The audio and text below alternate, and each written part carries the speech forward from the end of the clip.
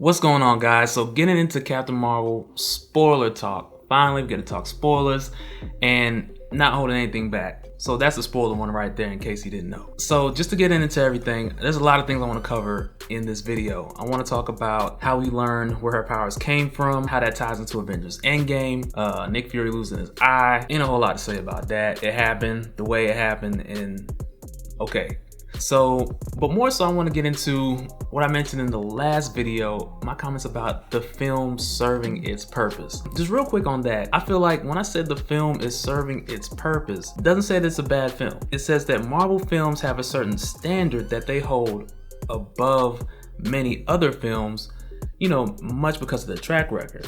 And every film in the MCU doesn't really hold up to that standard or necessarily serve its purpose as well as it should. Captain Marvel is not one of those films that falls below that standard. I feel like it did what it needed to do, and it held the momentum from the movies from Infinity War going into Avengers Endgame. And even with Ant-Man and the Wasp, it holding its place for what it needed to do for that film. Not going too grand, not dragging out the end battle too long, anything like that. It just did what it needed to do. But as far as it serving its purpose, it like Kevin Feige, when he sets out the map of what these films are gonna be, what they need to have, like Captain Marvel, it probably just had like a few plot points they needed to hit. And like any other time, he gives those plot points to whatever director, and they have their creative liberties around those beats that they have to hit in each film. And for this film, I'm sure it was just introducing Captain Marvel, taking advantage of the whole thing with Nick Fury losing his eye and giving an explanation to that, whether you liked it or not. That's what it is, and that's it. Nick Fury mentioning that he was in Budapest, which was something we may also see in Black Widow's solo film as well too throughout Phase 4. So that's another thing that they planted there that we can see later on. Saying why Captain Marvel left, which was pretty much to help the Skrulls find a home, which really, if you think about it, it made sense to flip the whole thing with the Kree and the Skrulls in this film, because when it comes to even Secret Invasion or pretty much anything with the Skrulls, there always has been that thing in the background of them trying to find a home. And although things like Secret Invasion under different leadership, there's more of a malicious execution of them trying to find a home or trying to invade Earth. But in this film, the way they did it, it worked out for this plot point. And also giving us the idea or the information that we know that there's thousands of Skrulls at that time in 1995, spread across the galaxy or whatever. And in addition to that, I do want to say, well, first, those thousands of Skrulls could be a lot more at this point in time, going into 2019 and 2020, so on and so forth. But like I said, what I am more excited about is what this film gave us as far as information about Phase 4 and things like that going forward. But more so, I would say specifically about how we learn how our powers work in the MCU and how that ties into Avengers Endgame. But in addition to that, I want to say that, that doesn't mean that we can't get another Secret Invasion film with a different sector of Skrulls trying to invade Earth, or attempting that even at a later point, or even attempting that before and having failed. So that's possible. That was the part I was also talking about that reminded me of the Venom First Host, what we talked about, with the origin of the sleeper symbiote, and also another one of those narratives where the Skrulls aren't necessarily the bad guys, which is one of those things that worked out with the whole narrative between Marvel and Von Raw, which did have that conflict either way. In the comics it was a bit different because Marvel was a man, not a woman. But I feel neither here or there about that, because in the films we've seen a number of times before, Marvel chooses that they're not really going to use the character for an extended period. If they're just serving a purpose in one film, they will flip that character around for whatever way to just serve the narrative of that one film. We've seen it done with the Mandarin. We've seen it done with the Ancient One and Doctor Strange. It's been done a few times, so I'm kind of used to that at that point. That right there wasn't a huge shocker for me.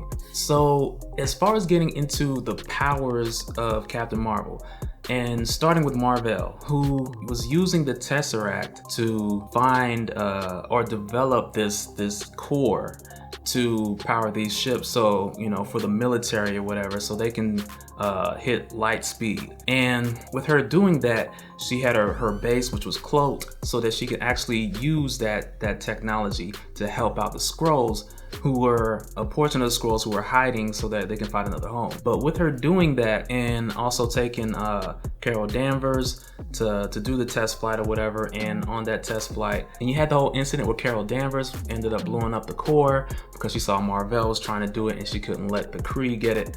But with that happening, because we know that the ship was the core that was in the ship was derived from the Tesseract, and I will say more so the Tesseract than just saying only the Space Stone. I believe it's important that we acknowledge that it was the Tesseract, because the Tesseract is a sort of technology that is tied around an Infinity Stone, much like we saw for Loki's scepter working with the Mind Stone. There's a piece of technology tied around that for somebody to house it and wield it in a sense, much like an Infinity Gauntlet, but on a lower scale for a single stone. So with that, and Mar-Vell studying that technology and using that for the purpose to create this core that would take something to light speed, I believe that a bit of that science and practice, why that happened that way, and possibly with the other connection to Carol Danvers, which wasn't even touched on in the film with her new origin in the comics, but with her having her mother being of Kree already, and that being a piece of it, which we don't know is or isn't the case in the MCU. But I believe more so that the science of Mar-Vell creating that core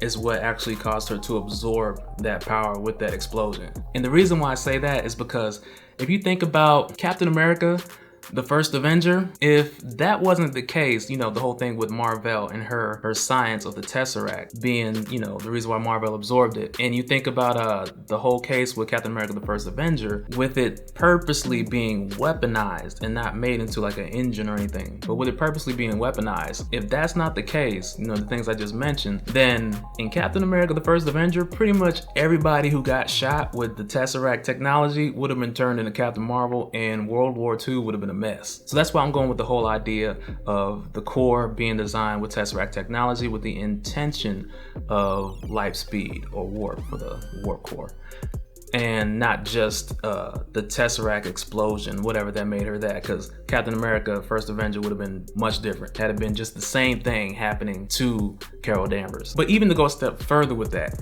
I'd say that the whole thing with what else?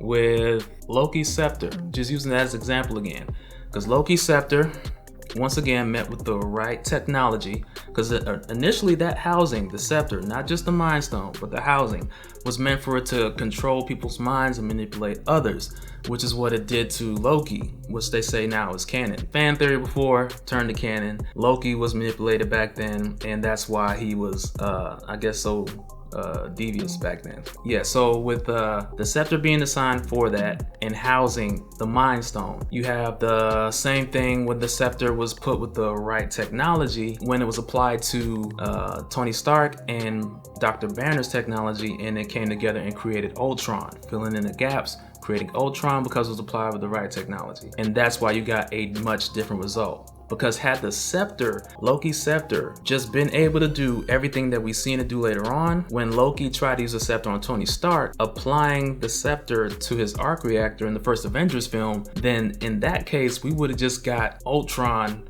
created in the arc reactor in that case. Because Tony is always tied to Friday or tied to Jarvis at that point, and we would have just got Ultron right then and there.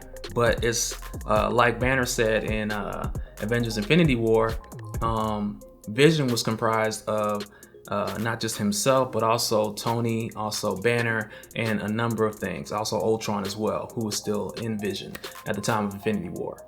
But enough of that. Right technology, Infinity Stone, the technology that's housing it, put with other things, can give you different results. And I feel like that's what we got with Captain Marvel, in my opinion. Alright, but moving forward from that and getting into where it ties into Avengers Endgame.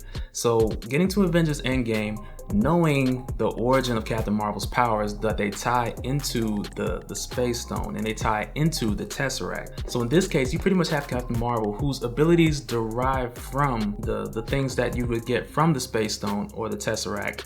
And like, she can breathe in space, she can summon like electricity or fire, which we saw her do both in the film. And for the most part, it's really not fully explained in Captain Marvel what her powers are, if they're actually from a binary type of source, or in my opinion for the MCU, because it's different from the comics. In my opinion, from the MCU, she's actually drawing power from the quantum realm. And if this is true that she's drawing power from the quantum realm, this just puts things on a whole different scale. But it makes sense because it's the Space Stone. It can draw power or pretty much anything from anywhere. And with this being Captain Marvel's power, she is literally super OP. Like it's crazy. Like the possibilities where the narrative can go and make sense because her powers came from the Space Stone is ridiculous. But really, I think that the power, she's drawing power from the quantum realm, and that's what's going to be a huge thing with what we see in the post credits when the remaining Avengers from Avengers Infinity War, they were looking at the pager, they were trying to figure out where the signal was going to, and when Black Widow turned around, she had seen Captain Marvel, and I believe it's from there when Captain Marvel finally gets to meet Ant-Man, we'll see things take a turn for the point of with Ant-Man having Hank Pym's technology, combining that with what Captain Marvel was able to do, we'll start to see what Samuel L. Jackson was talking about when he had leaked that comment saying that Captain Marvel is able to travel through time. I don't believe Captain Marvel will have done any time traveling until she comes across Hank Pym's technology. And at that point, after that, I believe that that's when we're gonna see like the connection once they get with Tony Stark. That's when we're gonna see a connection with the Barf technology that won't necessarily do more than what we see the Ant-Man technology do as far as the time travel, but the Barf technology, I believe, is what will allow other Avengers to time travel with Captain Marvel. Being that the Barf technology is an augmented reality based technology, all you gotta do is apply, well, I don't know how it worked for real, you know what I'm saying, but I would imagine that all you have to do is take that technology and combine it with that to allow others to experience whatever one person is able to do, you know what I'm saying. So that's just my theory with that. I'm just gonna leave that right there. Because I think it would be pretty cool to see them, tie these things, which Marvel has done for a good minute, like being able to tie things closely and have them make sense to a level of, okay, well, we're seeing the Tesseract, that's been here since phase 1, you know what I'm saying? Or even though the film takes place in 1995, which I gotta add, I was pretty on point with that guess of what year it was. And the main thing that had me know what year the film took place, being 1995, was that SS Impala that Nick Fury was driving. Because that body style, they only made for like 2 years. It was 95 and 96. But what kind of tripped me out, because I knew going into the film was going to be either 1995 or 96, but the Impala that we see in the trailer, I'm pretty sure that vehicle is a 96 Impala, because the 95 Impala has the gear shift up by the steering wheel, and the 96 Impala, well, 95 has the gear shift by the steering wheel and it has the digital dash.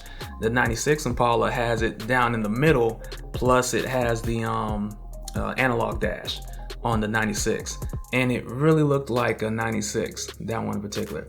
But I knew it was gonna be either 95 or 96. Ended up being 95, and that's what's up. But I guess in closing this out, I'd have to say, final thoughts, aside from the tie-ins with Avengers Endgame and how that will tie in with Captain Marvel and how she got her powers and the way that they work in the MCU, I'd have to say, closing this off, that going forward into phase 4, I do believe with Brie Larson and Captain Marvel pretty much taking, I don't want to say taking the place of, because you really can't take the place of Captain America, but her stepping into that position in the Avengers of that captain who is the do the right thing type of captain, and in that position of power, with her stepping into that position for phase 4 and beyond, with Chris Evans leaving the role of Captain America, I do believe that with Brie Larson taking that role, that we shouldn't be surprised if we see Captain Marvel 2 Civil War. You know what I'm saying? Like Civil War 2 or Captain Marvel Civil War 2. Yeah, something like that. Because it will kind of just fall into place. I do believe there's a lot they can do with that film later on in phase 4 or maybe even phase 5 with the next sequel to Captain Marvel and the newer characters that we'll see kind of trickle in the MCU. But as far as the post credits, The post credits to me, well, first post credit, we kind of talked about a little bit with Captain Marvel arriving, seeing the pager, seeing the remaining Avengers, and asking where's Fury. I feel like that was just a necessary beat to kind of lead us into Avengers Endgame. That was worth seeing. It was definitely worth seeing. The second post credit with Chewie just throwing up the Tesseract. I call him Chewie. He wasn't Chewie in the movie. I forget what his name was in the movie. His name Chewie in the comics. With Chewie, well, I'm just Chewie. So with Chewie throwing up the Tesseract in the post credits, I feel like that was kind of just, it was really just a point to, I guess, kind of show us the continuity that the Tesseract was there so we can get into the first Avengers film. But even scaling back a little bit, with Marvel using the Tesseract to develop these different to develop this engine, ultimately to help the Skrulls, but with her having the Tesseract, this is just even scaling back, just showing there's a possibility that Howard Stark knew about the Skrulls and everything that was going on, because the crash incident didn't happen until 1989, but Stark, he didn't pass away. He wasn't killed until 1991. So there's a good chance that he may have known and let it go with Marvel, found out about Marvel, and kind of helped her in the background in order to do what she needed to do. And then taking little notes or whatever for himself, being that she was already from a place that was more technologically advanced. So it was kind of a win-win when Marvel stepped into the picture for Howard Stark. So I think that's one of the things that may even pay off or circle back around to Iron Man at some point in time in the future that we may find out. Yeah, but that's it, man. Those are really just my thoughts on Captain Marvel. Spoiler talk. I mean, of course, there's plenty of moments in the movie that you can talk about. We may revisit some of that at another time, but those are the main things I really just wanted to get out about the film that really stuck with me. They're the things I was most excited about. And yeah, man, like it's gonna be pretty crazy from here. Like I can't wait to get into Endgame a lot more, because there's a lot that Captain Marvel really opened up for them to step into and not have it be something that just appeared in Endgame, but something that was already established before that film came. So let me know your thoughts down low in the comments. Let me know what you think might unfold in Endgame from Captain Marvel, and we'll chop it up below. All right, talk to y'all later.